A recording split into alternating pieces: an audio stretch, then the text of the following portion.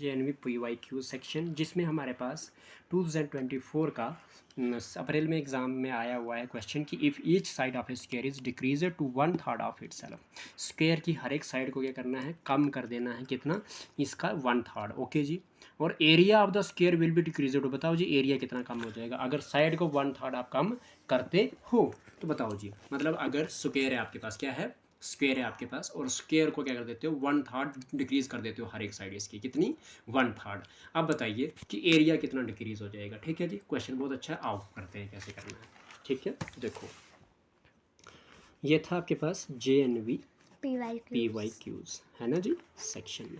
तो question number 1 का solution किस तरह से करेंगे हम, कि हमें नहीं पता कि साइड स्क्वायर की साइड कितनी, तो लेट करते हैं साइड, क्या करते हैं, let side of square, let side of square को SQ फुल स्टॉप लिख रहा हूँ, तो वो माना मैंने A, क्या माना, A। तो एरिया ऑफ स्क्वायर क्या हो जाएगा मेरे पास, एरिया ऑफ स्क्वायर क्या हो जाएगा, वो हो जाएगा A का स्क्वायर, है ना, क्योंकि साइड का स्क्वायर होता है ना, तो जब फार्मूला ही साइड का स्क्वायर होता है तो ये क्या हो जाएगा, A का स्क्वायर हो जाएगा। कोई डाउट है? अब क्या करना है कि बोला कि साइड को ही कम कर दिया, A/3 कितने कर दिया। अब उसके बाद साइड कितनी है आपके पास है, न्यू साइड ऑफ स्क्वायर, क्या बोलोगे, न्यू साइड जो बनेगी, न्यू साइड ऑफ स्क्वायर, वो कितनी बनेगी, वो बनी थी 1/3 डिक्रीज करी, तो मतलब जो A है उसमें से कितना कर दिया, 3 कर दिया, A/3 आ गया, आगे समझ। तो न्यू एरिया क्या बन जाएगा, न्यू एरिया क्या बन जाएगा, तो न्यू एरिया ऑफ स्क्वायर जो होगा वो किसके बराबर आएगा, वो होगा साइड का स्क्वायर, साइड का स्क्वायर मतलब A/3 का स्क्वायर। कोई डाउट है? तो क्या हो जाएगा आपके पास, ये हो जाएगा A, ठीक है, A square by 3 3 jar 9, A square by 3 3 jar 9। तो इसका मतलब ये हुआ कि आपके पास पहले जो एरिया था वो कितना था, वो A स्क्वायर था, कितना था वो, A स्क्वायर था। A स्क्वायर रख लो और मल्टीप्लाई बाय क्या कर दो कि A स्क्वायर बाहर निकाल दे तो ऊपर, अब शायद क्या बचा, 1/9 बचा, क्या बचा, 1/9 बचा। तो इसका मतलब क्या हो गया कि ये 1/9 है, क्या है, 1/9 है, 1/9 ऑफ ओरिजिनल्स एरिया, जो आपके पास 1/9 ऑफ, क्योंकि ओरिजिनल एरिया क्या था, A का स्क्वायर था ना ओरिजिनल एरिया, जब आपने कम करा तो 1/9 आ गया इसका ज़्यादा, है ना, 1/9 था ओरिजिनल एरिया। आगे समझ, कोई डाउट तो नहीं है? ठीक है, देखो ज़रा कौन सा पार्ट है इसका, 1/9 कौन सा है, D पार्ट है। आगे समझ, चलिए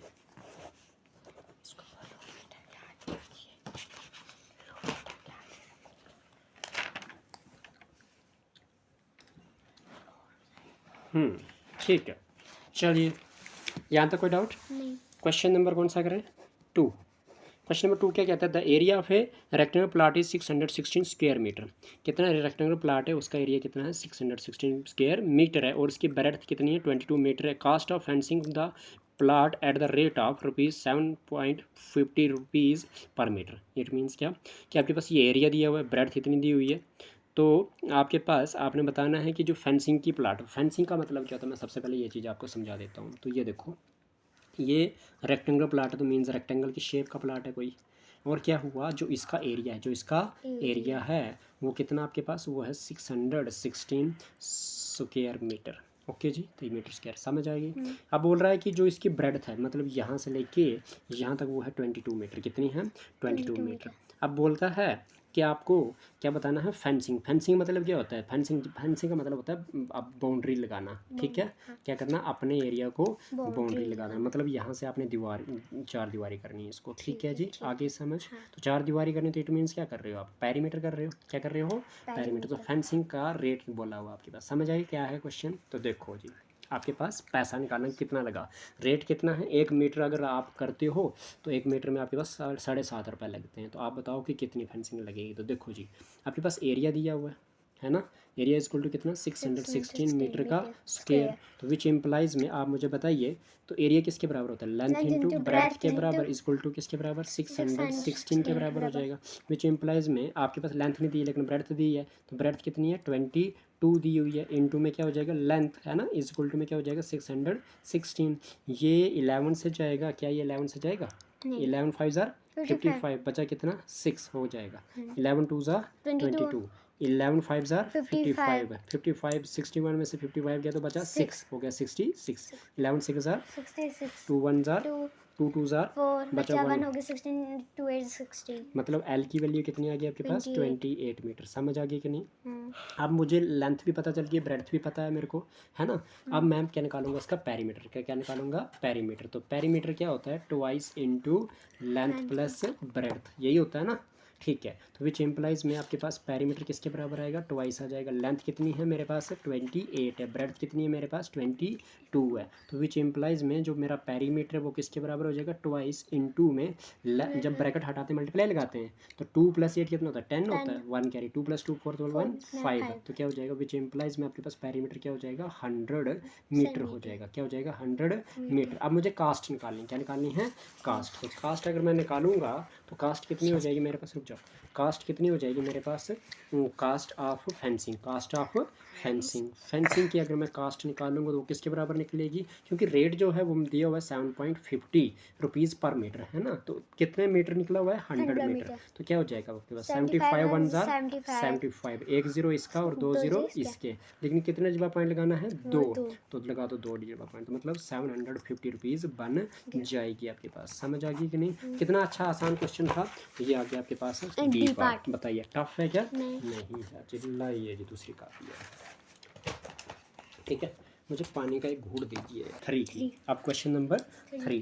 क्वेश्चन नंबर 3 क्या कहता है, बोलता है कि the perimeter of a square is equal to, ये जेएनवी है।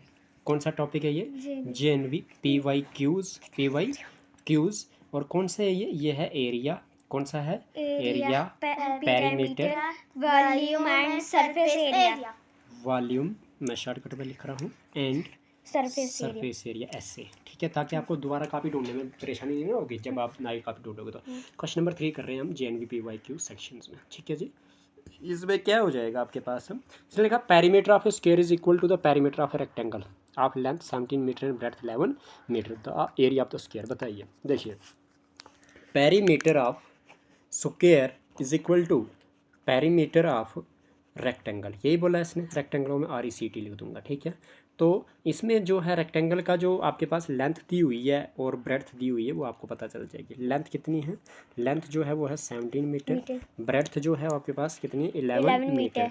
तो मुझे बताइए कि आपके पास जो पेरीमीटर ऑफ स्क्वायर जो है, पेरीमीटर ऑफ स्क्वायर जो है वो किसके बराबर आ जाएगा पेरीमीटर ऑफ रेक्टेंगल के। तो पेरीमीटर ऑफ रेक्टेंगल क्या होता है twice into length plus breadth, है ना। तो विच इम्प्लाइज में आपके पास क्या हो जाएगा ट्वाइस हो जाएगा, लेंथ की वैल्यू 17 है प्लस ब्रेड्थ की वैल्यू 11 है। क्या हो जाएगा 2 इंटू में ब्रैकेट का मल्टीप्लाई लग जाता है, 1 + 7 8, 1 + 1 2, तो क्या हो जाएगा 2 8 जार 16, 1 कैरी 2 + 4 1 5, 56 मीटर आ जाएगा आपके पास पेरीमीटर। पता लग गया। यानी कि पेरीमीटर जो है, पेरीमीटर ऑफ जो स्क्वायर है वो किसके बराबर आ गया, वो आ गया 56 मीटर के बराबर, 56 मीटर के बराबर। समझ आ गया कि नहीं। अगर पेरीमीटर का पता चल गया आपको तो पेरीमीटर ऑफ स्क्वायर किसके बराबर होता है ये बताओ मुझे ज़रा। पेरीमीटर ऑफ स्क्वायर किसके बराबर होता है, वो होता है 4 इंटू साइड के बराबर, है ना। तो आप मुझे बताइए 4 into side is equal to किसके बराबर 56 के बराबर। तो 4 1 जार 4 1 जार बचा 1 हो गया 16, 4 4 जार 16, तो साइड किसके बराबर आ गई, साइड आ गई 14 मीटर के बराबर। साइड अगर 14 मीटर के बराबर आ गया, अभी नहीं, अभी मुझे एरिया ऑफ स्क्वायर ढूंढना है, ये मतलब साइड निकली। तो area of square, area of square, तो एरिया ऑफ स्क्वायर क्या हो जाएगा, वो होता है साइड का स्क्वायर, साइड का स्क्वायर। तो साइड का स्क्वायर किसके बराबर होता है 14 का स्क्वायर हो जाएगा। 14 का स्क्वायर किसके बराबर होता है 14 स्क्वायर 196। हाँ जी 196 मीटर स्क्वायर के बराबर आएगा। कौन सा पार्ट है ए पार्ट। समझ आ गई है। चलिए, हमेशा सब्र करके सोच के पढ़ने होते हैं क्वेश्चन। क्वेश्चन नंबर 4 की बात करते हैं। क्वेश्चन नंबर 4 क्या कहता है, बोलता है जी 4 स्क्वायर बेल्स, कितनी 4 स्क्वायर बेल्स, बेल्स क्या table, sorry 4 square tables, table कैसे स्क्वायर है, each of side 1.3 metre are placed and to form one big rectangular table, तो the perimeter of this big table. देखो एक चीज़ बताता हूँ मैं आपको, ये आपके पास स्क्वायर टेबल है, ठीक है, और इसकी जो वैल्यू है वो कितनी है साइड की, एक की 1.3 है, एक और जोड़ दो हो गया 2 1.3, तीसरा जोड़ दो 1.3, चौथा जोड़ दो 1.3। इट मीन्स क्या हो गया ये 1.3 इंटू में 4 हो गया, है ना।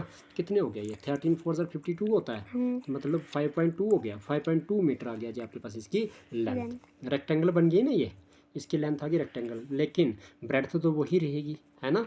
हाइट भी वही रहेगी, है ना। तो आपके पास, और इसने बोला कि बताइए पेरीमीटर ऑफ बिग टेबल, इस बिग टेबल का पेरीमीटर बोलना आपने। तो पेरीमीटर कैसे निकलेगा?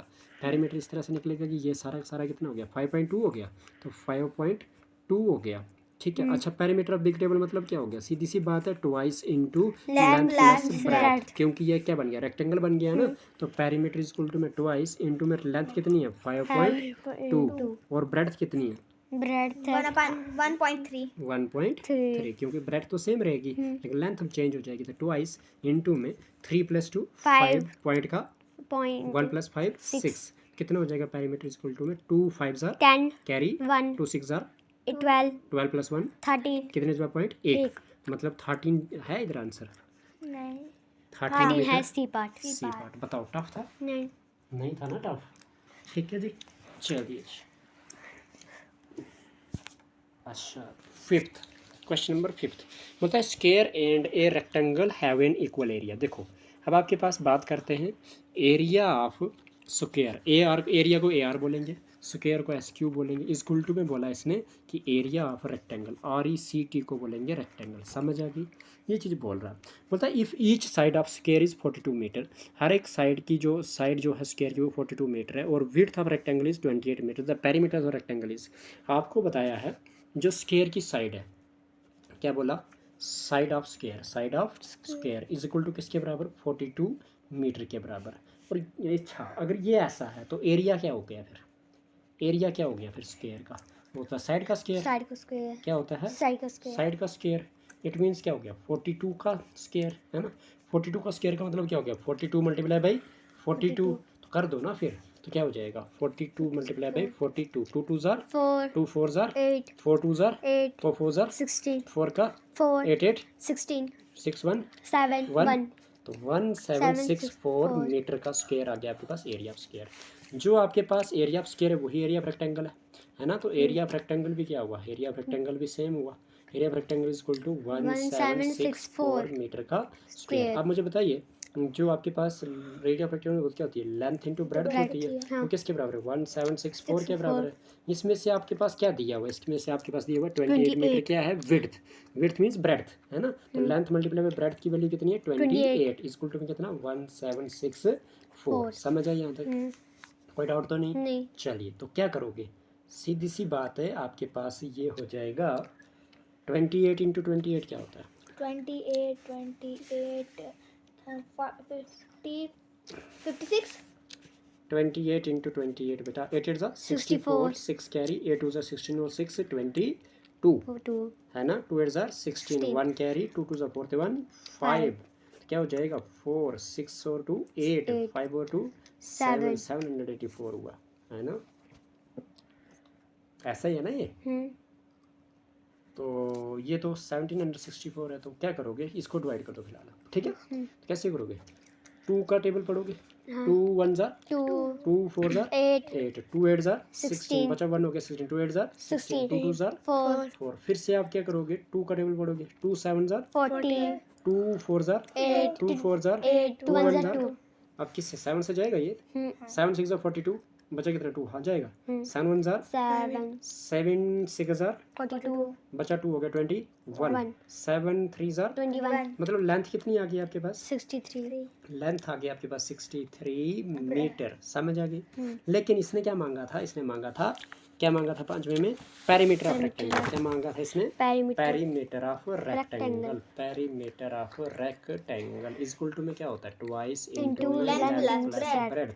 बताइए ट्वाइस हो गया, लेंथ की वैल्यू 63 आ गई, ब्रेड्थ की वैल्यू 28 आ गई, इज इक्वल टू में ट्वाइस आ गया, इनटू इनटू कर दो 8 + 3 11 1 कैरी हो गया 2 + 3 6 9, कितना हो गया 2 1 जार 2 9 जार 182 मीटर कौन सा है, डी पार्ट। बताइए टफ था क्या, इजी है ना इजी। क्वेश्चन नंबर 6 करते हैं, क्वेश्चन नंबर 6 करते हैं। क्वेश्चन नंबर 6 क्या कहता है, बोलता है कि आपके पास the area of shaded region इस शेडेड रीजन का आपने एरिया निकालना है। तो ठीक है देखो कैसे निकालोगे, ध्यान देना ज़रा। क्वेश्चन जो है कंसेप्चुअल है, कैसा है कंसेप्चुअल है, कैसा है जी कंसेप्चुअल है। मतलब इसमें कंसेप्ट है। बोलता है ये 15 सेंटीमीटर है। ओके, यहाँ से लेके यहाँ तक यहाँ ये भी तक। 15 Done? सेंटीमीटर नीचे। तो ये भी क्या है 15 15 सेंटीमीटर, मतलब सेंटीमीटर। स्क्वायर है ना ये फिर। हाँ ठीक है, जब दो साइडें सेम हो गई तो मतलब सारी साइडें सेम है फिर। तो यहाँ से देखो, यहाँ से यहाँ तक बोलता है 3 है और यहाँ से यहाँ तक बोलता है 8 है। 80 इस तो ये ऊपर उठाया हुआ कितना है 5 5 है। है। क्या बोलता है 5 है। तो बताओ जी क्या बचा, आप मुझे बताइए। अगर ये 5 है ये भी 5 हुआ, हाँ तो ये 5 होती है, ये कितना बचा ये पता कैसे निकलेगा। ये 15 है ना टोटल। हाँ। 8 और 3 कितना होता है 8 और 3 Press करना है।